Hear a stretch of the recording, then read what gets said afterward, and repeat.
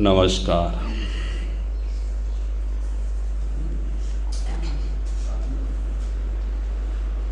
આજકાલ કરતાં કરતાં ચોમાસાના ફક્ત હવે 35થી 36 દિવસ રહ્યા છે. ચોમાસાના દિવસો દરમિયાન આપ સૌએ સરસ મજાની ધર્મકરણીનો લાભ લઈ રહ્યા છો. સાથે સાથે સત્સંગ પ્રવચનનો લાભ પણ સરખી રીતે લઈ રહ્યા છો. આજે આપણે પ્રવચનની શરૂઆત એક દ્રષ્ટાંતથી કરીશું. કોઈક એક ભાઈ હતા, એમને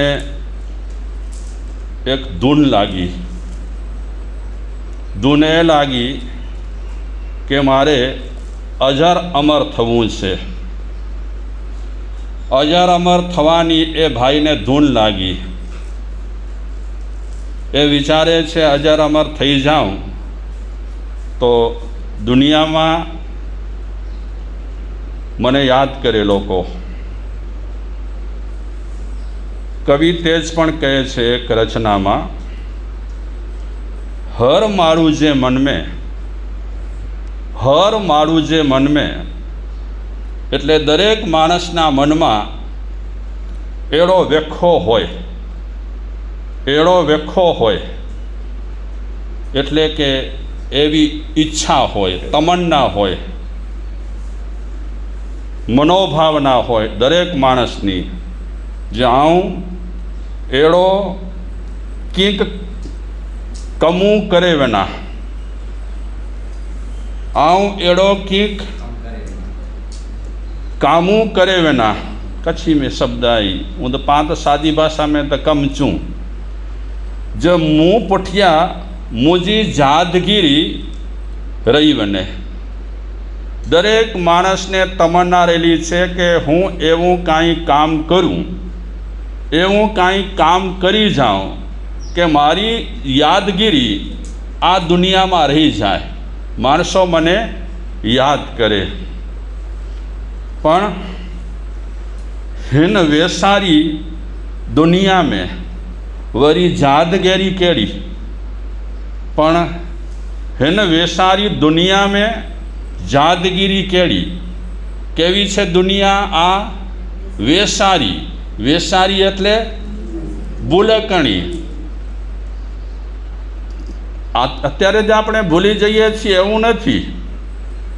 आ रोग પહેલેથી લાગેલો જ છે કે થોડા દિવસ માટે યાદ કરીએ પછી ભૂલી જઈએ. હવે 10 વર્ષ પહેલાં આપણે પૂછીએ કે તમારા ગામમાં ચોમાસું કોનું હતું? ખબર નહીં મહારાજ. સાધુવા કે સાધ્વીવા કતરા ઠાણાવા હશે ખબર નહીં. અરે આપણે ગયા વર્ષની વાત કરીએ કે તમે ગયા વર્ષે સાંભળ્યું શું? જ્યાં તે મહારાજ की ही हेड़ो पोयो. अरे गया वर्षनी बात तो ठीक. गई काले खुशाल भाई तमे सवारना पोर में नास्तो सेनो कर्यो हतो? हवे माणस सवारना पोरनो नास्तो भूली जतो होय तो ई वेसारी दुनिया केटली छे, भूलकणी दुनिया केटली छे. એટલે ઘણા માણસો બહુ ઉતાવળમાં શર્ટ પહેરે ને તો બટન આડાવડા નખીને રવાના થઈ જાય. પછી રસ્તામાં કોઈ ભાઈ કહે કે જરાક શર્ટ ઠેકાણે કરો બાપા, પછી આ વટ મારજો. દુનિયા વેસારી બહુ છે. હું તમે આપણે ગમે તેટલા પ્રયાસો કરીએ ને, અમને સાધુ સંતોને પણ એમ થાય કે ચલો આપણે સારા સારા પુસ્તક છપાવીએ, આપણું નામ રહી જાય. નામ રાખવાની તમન્ના ગ્રહસ્થોને જ હોય એવું નથી. નામ રાખવાની તમન્ના છે ને આચાર્ય ભગવંતોને પણ હોય. ગઈધર છે ને મૂર્તિ બનાવતા હતા ભગવાનની. તો કોકે પૂછ્યું કે શું બનાવો છો? તો કે ભગવાનની મૂર્તિ. કેમ? કે ભગવાન પર ભક્તિ જાગી છે એટલે મૂર્તિ બનાવે છે. તો પૂછનારે કીધું કે ભગવાન પરની ભક્તિને કારણે મૂર્તિ નથી બનાવતા, પણ નામ રાખવાનું છે એના કારણે મૂર્તિ બનાવે છે.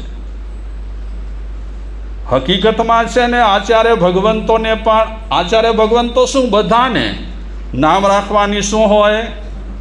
પ્રતિષ્ઠા ભક્તિ સાથે થાય કે ન થાય? અંજન સલાકા ભક્તિ સાથે થાય કે ન થાય? મૂર્તિમાં મારું સરસ રીતે નામ રહેવું જોઈએ. એટલે નહીં તો ઠેકાણે મંદિર બાંધવાની જરૂર પણ શું હોય, દેવસ્થાન બાંધવાની જરૂર પણ શું હોય? 8 ઠેકાણે દેવસ્થાન, થોડા આગળ જઈએ એટલે દેવસ્થાન. ભક્તિને કારણે નથી હોતું. શેના કારણે હોય છે? નામને કારણે હોય છે. ભક્તિ અલગ ચીજ રહેલી છે. અત્યારે શું કે પહેલાં શું, દરેક વ્યક્તિને જાદગીરી રાખવાની ઈચ્છા છે. પણ દુનિયા કેવી છે? પછી કેવો શબ્દ ન રહો ગુણામાં, વેસારી એટલે दुनिया भूलकणी छे है न वेसारी दुनिया में वरी जादगिरी केड़ी। अरे खुद भगवान पण पेंडजी जादगिरी रखेला है न ब्रह्मांड के अधरो अधर फिरदो रखी देने है न ब्रह्मांड के अधरो अधर रखी देने कोरेला करी सेना माटे पोतानी जादगिरी राखवा माटे भगवान जेवा भगवाने आखा ब्रह्मांड ने अधरो अधर राखी दीधो। पण आज जाद करींदल केतरा जेने आखा ब्रह्मांड ने अधरो अधर राखी दीधो एने याद करनारा केटला? हाँ 108 वखत नवकार मंत्र बोला जाए वधारे ना। आपने महाराज मળી गई છે 108 થી વધારે નહીં। ભગવાનનું નામ પણ 5 કલાક બોલવાનું, અડધો કલાક બોલવાનું, વધારે નહીં। પરમાત્માની ભક્તિ માટે આપણે ફિક્સ કરી નાખ્યો છે ટાઈમ। એટલે આ કવિ પણ કહે છે, તે જ કવિ પણ કહે છે કે ભગવાનને યાદ કરનારા કેટલા, ખરા દિલથી યાદ કરનારા કેટલા। આપણે જેટલા કામ નથી કર્યા ને સારા, એનાથી પણ વધારેમાં વધારે સારા કામ કોણે કર્યા છે? કોણે કર્યા છે? ભગવાને। તે છતાં પણ ભગવાનને યાદ કરનારા કેટલા કરે છે? તો ક્યારે? સવાર જે પોર में भगवान जो नालो गिनाजे, सवार जे पोर में पूजा पाठ कराजे, પછી આપણે જે રીતે જીવતા હોઈએ અને જે રીતે રહેતા હોઈએ તે રીતે જ રહેવાનું। तो आ तेज कविनी रचना है। ए रचना में तेज कवि कहे छे कि हरेक मानस ने एक तमन्ना रहेली है कि अमारी यादगिरी रही जाए, पण ए यादगिरी केटला टाइम सुधी रहेशे ए काई खबर नहीं। हवे ज्यां खुद ने खबर न होय, नरेश मुनि ने पूछे कि 20 वर्ष पहला तमारू चौमासुं क्या हतुं, तो नरेश मुनि पण माथामां हाथ नाखी अने माथुं खनारशे के खबर नहीं। वरी क्यांक नोंधेलुं होय, लखेलुं होय तो वरी वाँचीए त्यारे खबर पड़े। एटले आपणे बधा भूलकणा बहु छीए। ते छतां पण जे भाईनी हूँ वात करूँ छूं ए भाईने अजर अमर थवानी इच्छा थई। तो अजर अमर थवा माटे कांईक तो करवुं पड़े ने। तो एने एवी खबर के कोई एवा संत महात्मा मळी जाए तो एनी पासे जाऊँ અને એ સંત મહાત્મા મને અજર અમરનો કિમિયો બતાવે। તો જ્યારે જ્યારે ગામમાં કોઈ પણ સાધુ સંત આવતા હતા, પીર ફકીર આવતા હતા, યોગી જોગી આવતા હતા, ત્યારે આ ભાઈ એમની પાસે પહોંચી જતો હતો અને એમને પૂછતો હતો કે બાબાજી, અજર અમર થવા માટે તમારી પાસે કોઈ ઇલમ છે? તમારી પાસે કોઈ કિમિયો છે? તમારી પાસે કોઈ ચમત્કાર છે? तो घणा महात्माओं कहता था अमारी पासे अजर अमरना कोई किमिया नहीं। तो कोई महात्मा ए भाई ने समझावता था कि तारे अजर अमर थवुं छे शा माटे ई तो कहे। तने खबर छे आपणे अजर अमर थईए ने तो आपणो आयुष्य घणो होय, आयुष्य खूटे नहीं। अने आयुष्य न खूटे ने तो अवस्था अवस्थानुं काम करे। આપણે 50, 60, 70 વર્ષના થઈએ, 80, 90 વર્ષના થઈએ એટલે આપણું શરીર શું થઈ જાય? ખખડી જાય. શરીર ખખડી જાય ને સરખી રીતે આપણે હાલી ન શકીએ, ચાલી ન શકીએ, ખાઈ ન શકીએ, પી ન શકીએ. ઘરમાં પણ આપણે અકારા થઈ જઈએ. બુઢા આપણે થઈએ તો ઘરમાં ગમીએ આપણે બુઢા? હે? વૃદ્ધ વ્યક્તિ ઘરમાં ગમે? હે? અમે ઘણી વખત મજાકમાં કહીએ કે તમારા છોકરાઓ તમને કહે જાઓ સ્થાનકમાં જાઓ આરાધના ભવનમાં જાઓ, ઉપાશ્રયમાં 2-4 કલાક કાઢી આવો, આખો દિવસ ક્યાં ઘરમાં બેઠા છો? એટલે એમને મને એમ કે ચલો 2-5 કલાક તો એ બહાર નીકળશે, થોડી શાંતિ થશે. એટલે એમને શાંતિ મેળવવાને માટે તમને ક્યાં ધકેલે છે? આ તો મજા કરું છું હો. પણ મોટી અવસ્થા છે ને આમ તો અકારી છે. જેમ જેમ અવસ્થા વ્યક્તિની વધતી જાય તેમ તેમ માણસનું શરીર ઢીલું પડતું જાય. આપણે ગમે તેવા સારા ખોરાક ખાઈએ, ગમે તેટલા આપણે નિયમિત રહીએ તો પણ અવસ્થાનું કામ કરે છે. આપણે એમ વિચારીએ કે મારી નજર ન ઘટવી જોઈએ, પણ અવસ્થા થાય એટલે મોતીઓ પણ આવે. જામરની પણ તકલીફ થાય ને અવસ્થા આવે એટલે. જોકે જામર તો ગમે ત્યારે થઈ શકે છે, પણ અવસ્થા જ્યારે વ્યક્તિ પર મારો કરતી હોય છે ત્યારે ચારે બાજુથી હુમલા કરતી હોય છે. કાન પર હુમલો કરે, આંખ પર હુમલો કરે, જીભ પર હુમલો કરે, પગ પર હુમલો કરે, શરીર પર હુમલો કરે. માણસ મોટી અવસ્થા થતાં કેવો થઈ જાય? લાચાર બિચારો. ગળપણ રે ગળપણ ક્યાંથી આવ્યું? ગળપણ જોયું જરા નહીં જાય.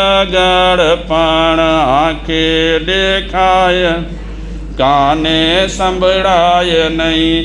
હાથમાં ગેડીઓ લેવાય. ગળપણ હાથમાં ગેડીઓ લેવાય. ગેડીઓ એટલે લાઠી, બંકોડો.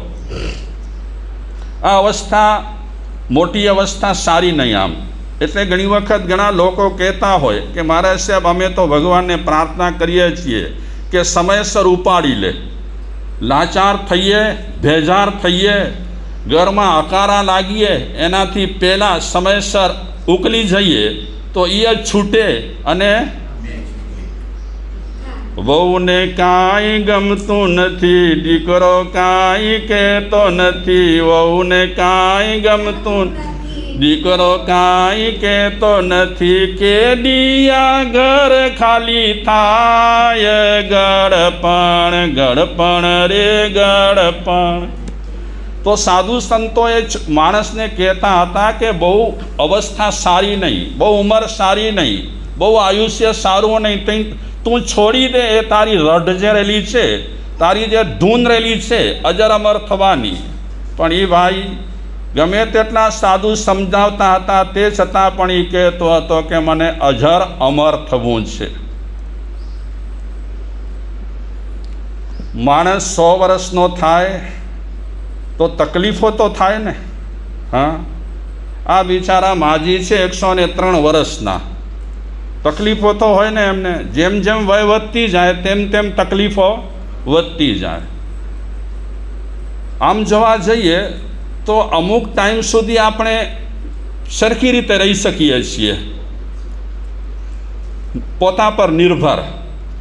પણ અમુક સમય પછી આપણે પોતા પર નિર્ભર રહી શકતા નથી. છોકરા વળી હાથ પકડે તો આપણે વળી ચાલીએ, છોકરા વળી ઉઠાડે તો આપણે વળી ઉઠીએ, ભાણો આવે તો આપણે ખાઈએ. અને ઘણી વખત ઘણે ઠેકાણે આપે પણ જોયું હશે, અમે પણ જોયું છે કે વૃદ્ધ લોકોનો તિરસ્કાર ઘરવાળા બહુ કરે, ઘણો તિરસ્કાર કરે.